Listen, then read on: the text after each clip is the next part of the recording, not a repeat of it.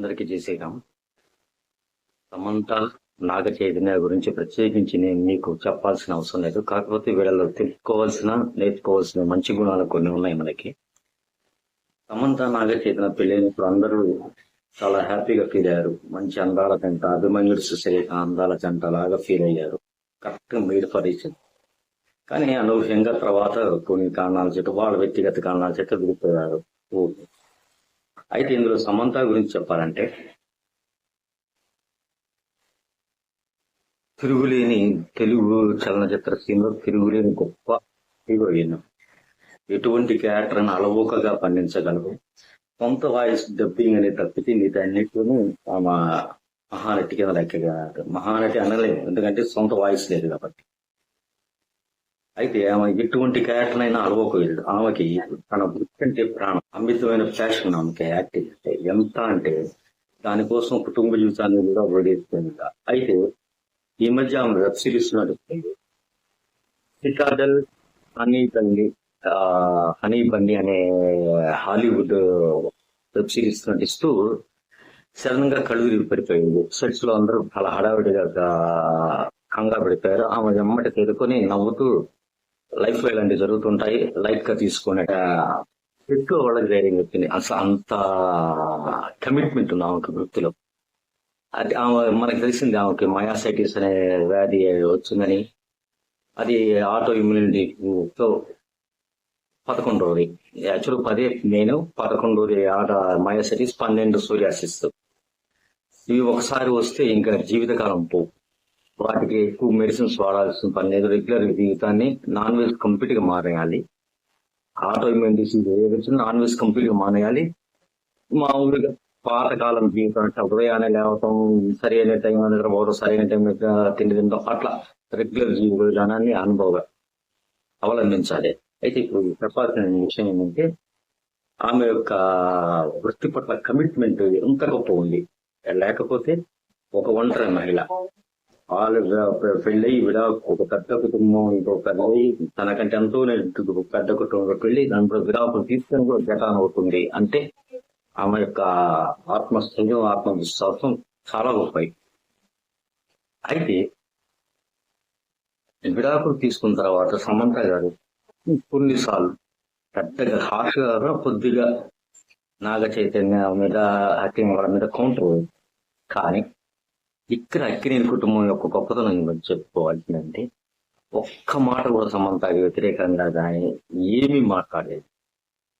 ఇది అక్కినేని వాళ్ళకు ఎంత గొప్ప గౌరవనీయ కుటుంబం అంటే, వాళ్ళందరూ ఎత్తిస్తులు అంటే నాస్తిక, దేవుడు పూజలు వ్రతాలు ఏమి ఉండవు.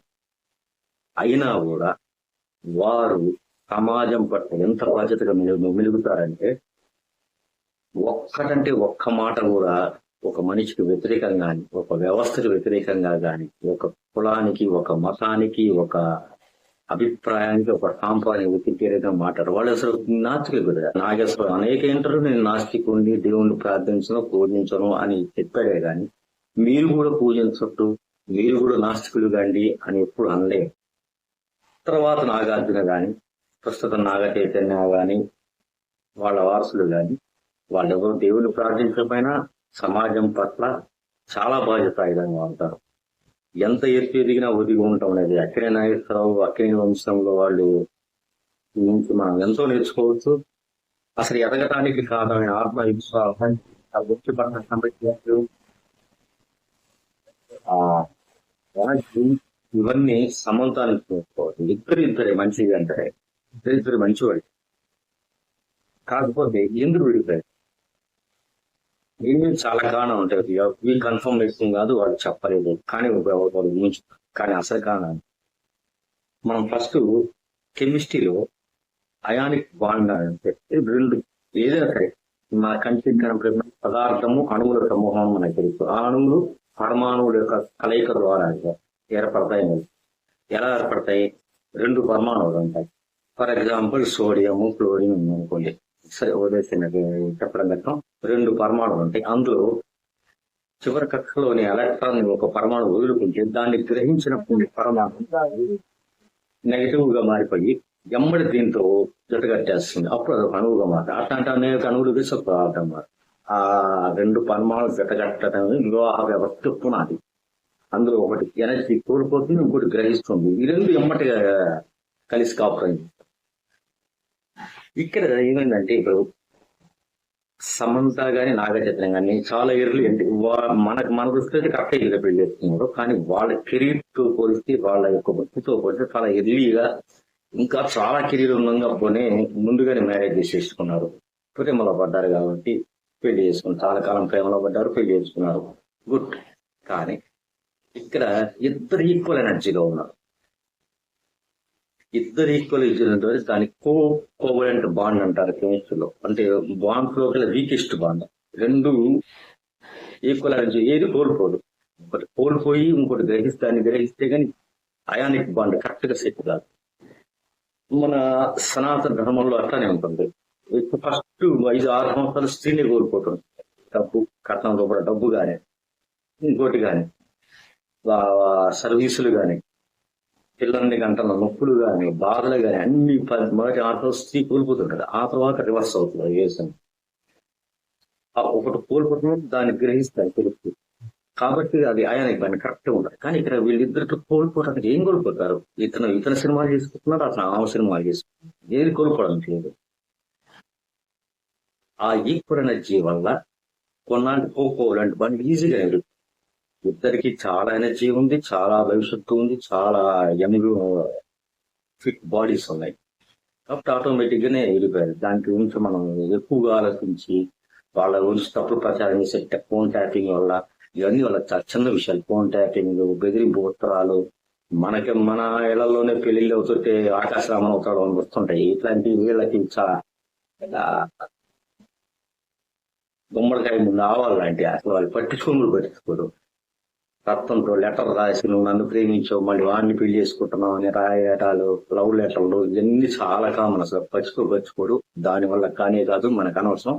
వాళ్ళలో ఉన్న పాజిటివ్ నేర్చుకుంటే ఎట్లా ఎదగాలనేది, సమంత ఎదిగినా ఎట్లా ఒదిగి సమాజం పట్ల బాధ్యత ఉండాలనేది అక్కినేని వారి వల్ల నేర్చుకోగలిగితే మనం మంచిది. అంతేగాని ఇప్పుడు అందరూ లేటెస్ట్ ఫ్యాషన్ హిందుత్వం మీద పడి నేనేదో పెద్ద నాస్తికుడిని, నేనేదో అంబేద్కరిస్టుని, నేనేదో ఏతువాది అని చెప్పేసి మైకులు పట్టుకొని హిందూ దేవుళ్ళనే ప్రత్యేకంగా ఎగతాళి చేయటం, ఎక్కిరించటం, వేధించటం, ఆ ప్రతి పురాణంలో ప్రతి దాన్ని వక్రీకరించి అతని ఎదవా, ఇతడు హీనుడు, నేను చాలా గొప్పవాను అని చెప్పుకోవడం, చివరికి కన్వర్ట్ చేయడం ప్రజల్ని ఇంత హీనంగా ప్రవర్తించాలి. వీళ్ళందరూ నేర్చుకోవాలి. అక్కినేని కుటుంబం వాళ్ళు మీకంటే గొప్ప నాస్తికుడు చాలా కాలం నుంచి. నిజమైన నాస్తికుడు ఇప్పుడు తన కొడుకు చెప్తారు అంతవరకే. పని కట్టుకుని మైకులు పెట్టుకుని మీరు ప్రార్థించద్దు, ఇష్టం వచ్చాడు తినండి, ఇష్టం వచ్చాడు కాగానే, ఇష్టం వచ్చాడు దేవుడు వాళ్ళు అట్లానే బతికారు. అక్కినేని ఫ్యామిలీ యొక్క గొప్పతనం, వాళ్ళ యొక్క మానవత్వము, సమాజ పట్ల వాళ్ళ బాధ్యత లైక్ చేసేవాళ్ళంలో ఒక లైక్ కొట్టేసేసి ఈ విషయాన్ని అందరికీ షేర్ చేయండి. అక్కినేని నాగేశ్వరరావు గారు, నమస్కారం.